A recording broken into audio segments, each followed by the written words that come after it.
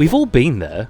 You're driving down the road and the most incredible light is hitting the landscape, but there's nowhere to pull the car over. Or you might just be busy having a nice time with your family. We can't always control when a photographic opportunity will present itself, but we can live in hope that there will be another chance further down the road. But how true is it that all good things come to those who wait? In this episode of the National Parks Project, we're heading north of the border for a truly authentic Scottish experience, including wind, rain, epic mountains and local cuisine. So, Loch Lomond and the Trossachs National Park? Let's get into it.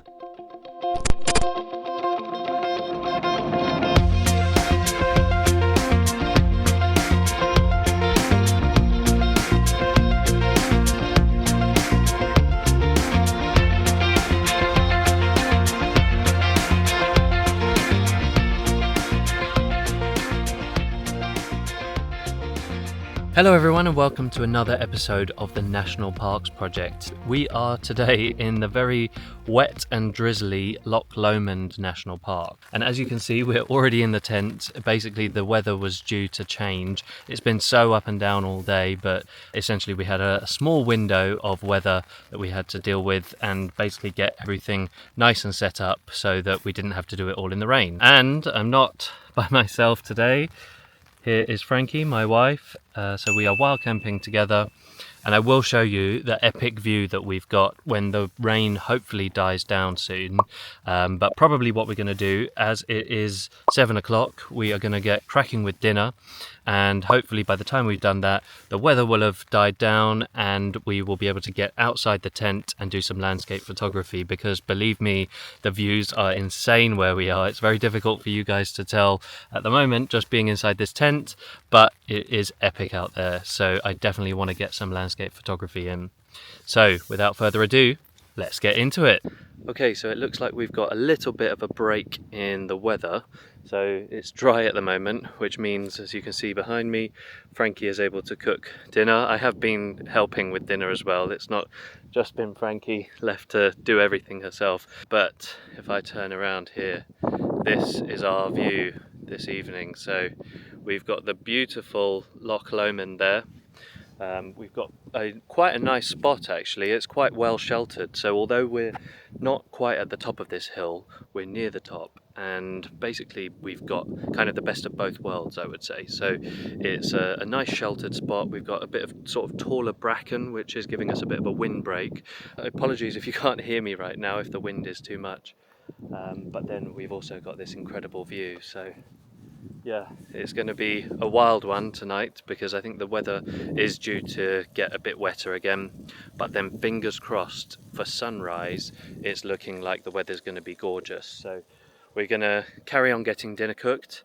If the weather does look like it's going a bit nuts over in that direction, I will go and basically do some photography quickly, but I think the real good photographic opportunities are going to come at sunrise tomorrow morning. At least I hope so anyway, because the weather has just been changing constantly. Like the forecast just can't make up its mind. So earlier on today, it looked like it was going to be absolutely awful, but it's actually turned out quite nice. I mean, we were thinking of actually going home, not even bothering coming here. So yeah, we're very grateful that we have ended up coming.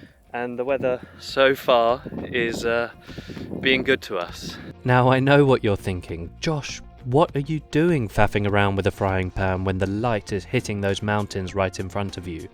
Well, sorry to answer your question with another question, but when you're camping within a stone's throw of your photography location, what's the rush? Sometimes it's nice to just slow down and enjoy being in the moment, but fear not, there will always be another chance for landscape photography.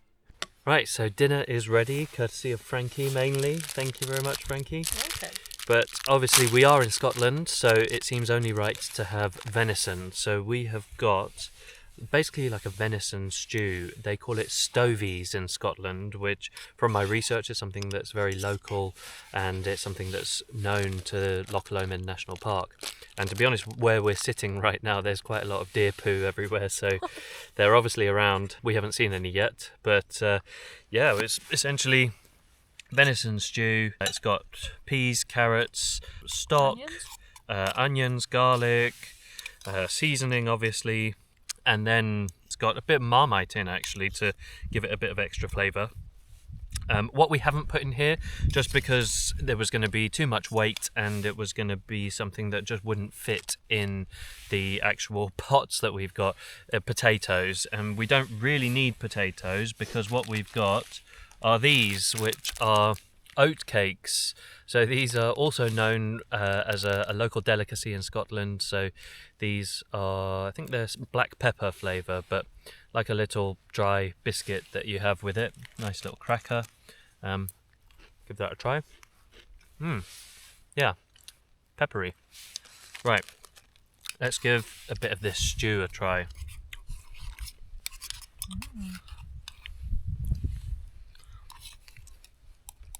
Hot.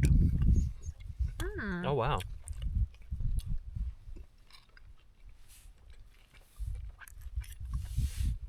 Nice. Very hot. It's got quite a smoky taste, I would say, don't you think? It tastes like it's been cooked on like an open fire.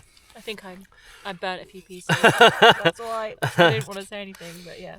It's it's nice. Very warming, very hearty meal. Be great in the winter.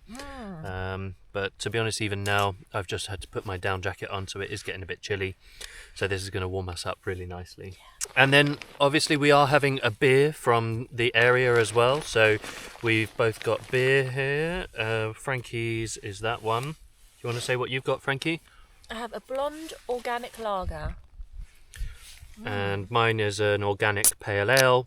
And this is Black Isle, which is a Scottish brand of beer that we picked up from a local farm shop, and the venison as well we picked up from a local farm shop as well.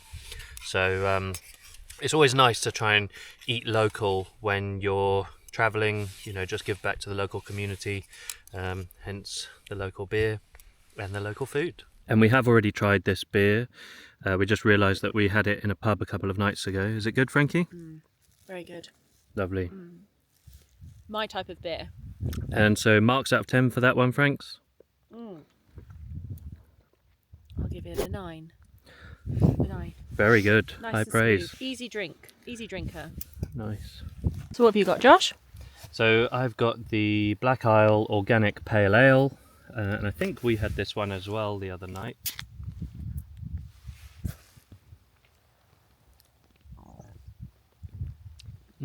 Yeah, nice. Nice. Fruity. There's a bit of a fruitiness to it.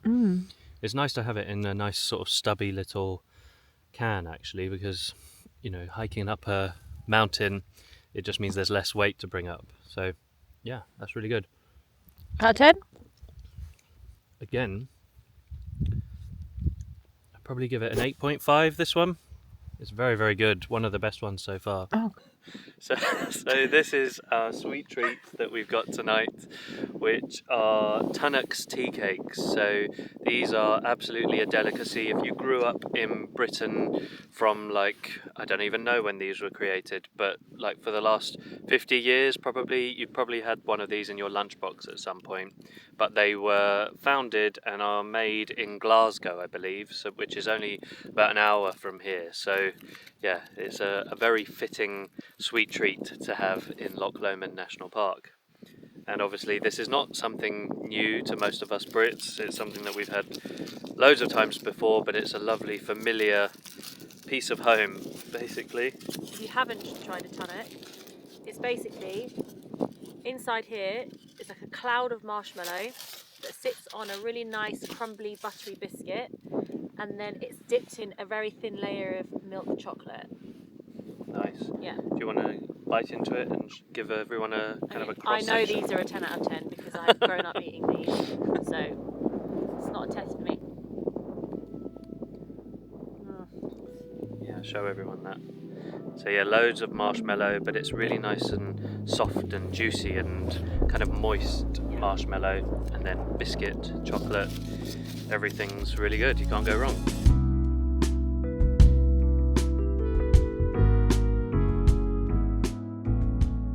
And as the cloud continued to roll in, we were just grateful to be dry and enjoying this beautiful Scottish scene.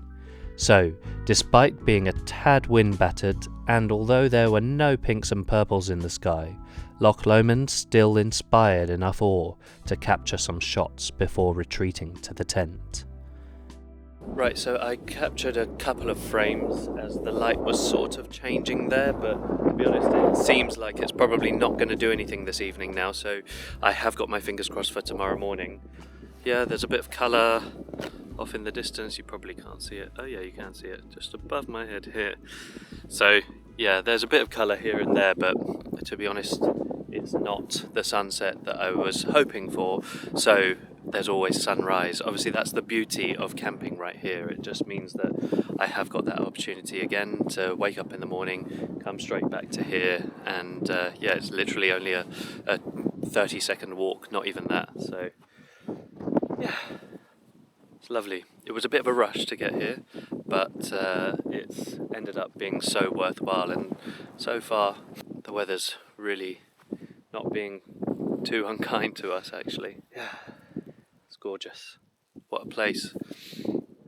Yeah, it's one of the best places we've wild camped actually, and yeah, certainly one of the best views for the National Parks project, that's for sure. And it's just incredible. I keep saying it, like, this is legal here. It's just not, it's not the done thing in England and Wales, whereas in Scotland, you know, it's something that you can actually do, and it's not frowned upon or anything like that. It's seen as a good way to spend your free time, which it's a shame it's not like that in the rest of the UK. Yeah. Right, I'm going to leave the camera here just in case there is another opportunity, and we'll get our bits and pieces packed away and probably start getting ready for bed, because there's probably not going to be that much more light, to be honest with you. Probably going to get dark quite quickly here.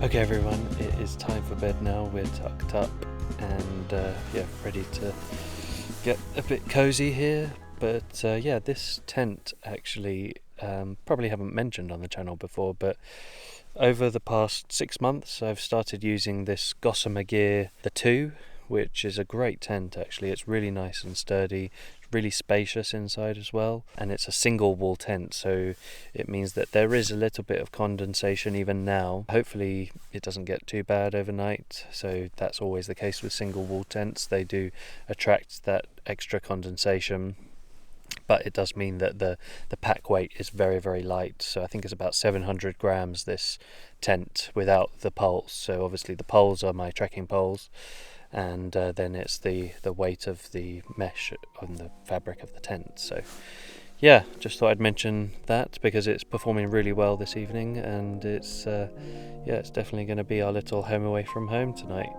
So yeah, well, all being well, I'll see you guys for sunrise bright and early in the morning, and hopefully we get a really special sunrise. Night folks.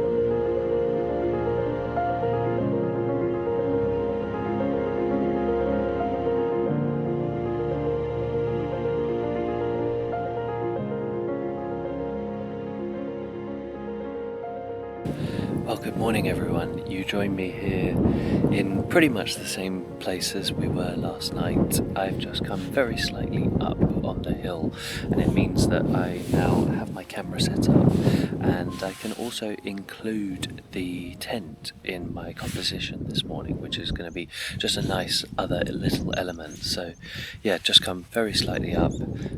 Frankie's still asleep, so I'm not going to talk too loudly, but I've come up to this higher elevation, and it means I've got a lovely sort of carpet of heather, and it's just sort of on the tail end of being in bloom, but there's still plenty of colour here.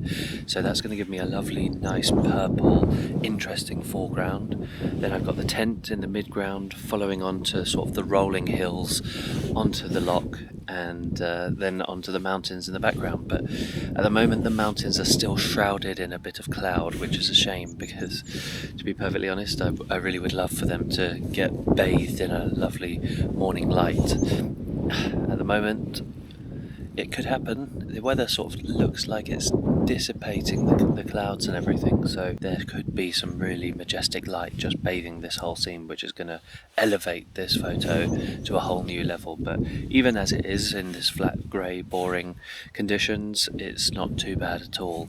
But the sun is actually kind of just rising off to the west, rises in the east, sets in the west.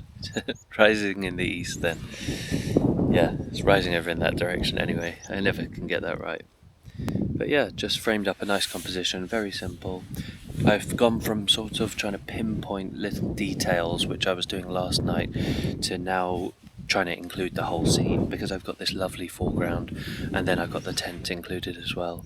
It just means that the scene can be shown in kind of all its glory, whereas last night I was sort of struggling from that lower elevation point down there. So I'm going to continue photographing this, hoping that the weather changes for the better and we get some lovely morning light coming through fairly soon. Okay, well, I've tried several different things there. I've now dropped down out of the wind because it was just getting really blustery up there.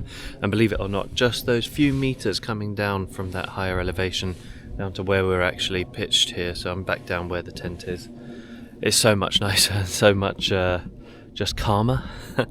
So yeah, tried several different things with the composition, some with the heather in the foreground, some with sort of focusing on where the light was hitting, because to be perfectly honest, the light didn't hit exactly where I wanted it to. Obviously, if you see behind me here, the tallest mountains over there, they were just completely shrouded in cloud, which meant that there was no light on them. Whereas sort of slightly off to the left of the frame there was light actually kicking off, which have some hills but not proper mountains. So tried a few different things, but it was just nice to be able to get that little bit further up and then be able to get the tent in the frame as well, because it just tells the story so much better of everything that we've done while we're here. So the place that we are, I probably should have said at the beginning, but we are at a place called Scenic Hill, it's sort of right on the banks of Loch Lomond. And where you are on the shores, you aren't allowed to camp there, but if you come slightly higher up, you start to see the signs where you can actually wild camp and everything. So this is perfectly legal, and it is a great spot. Like, it was only about 1.5 kilometers to get all the way to here. So 1.5 kilometers, yes, you're going straight up straight away, so if you're not into hills it's no good for you, but just that short little walk and you're able to get such an amazing viewpoint and an amazing wild camping spot, and it's all perfectly legal. That's so great if you ask me. And we've had a lovely time here, had a lovely meal last night.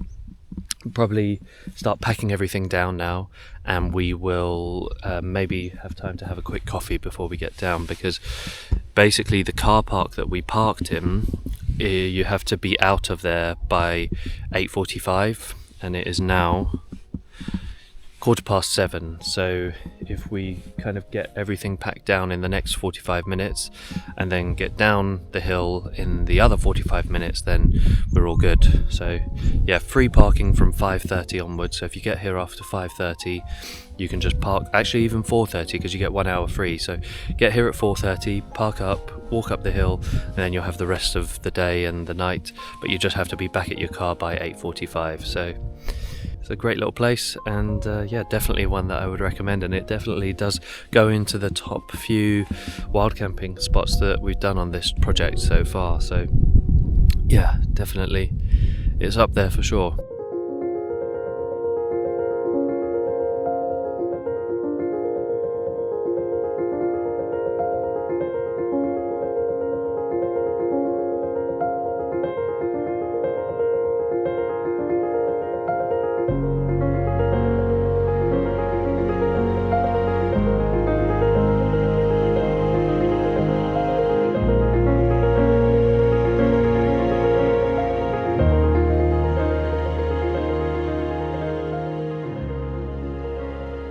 Okay, so we ended up with not enough time to have a cup of coffee up at the top there.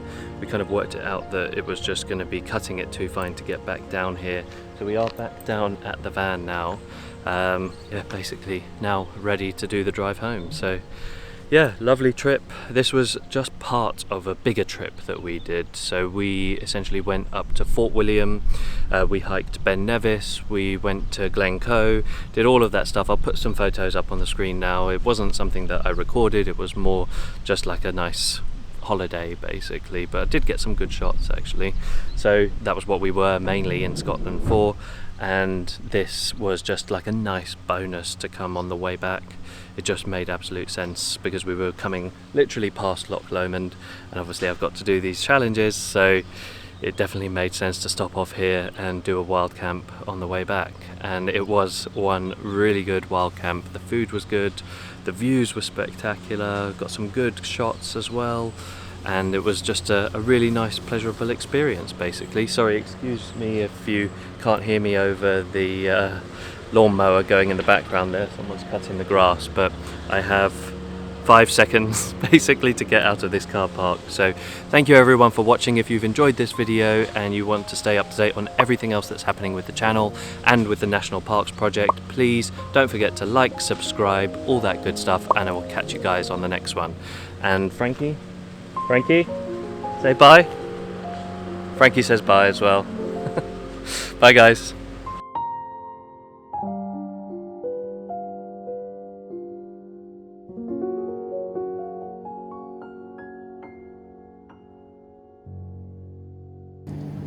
Have you got ketchup in it? No?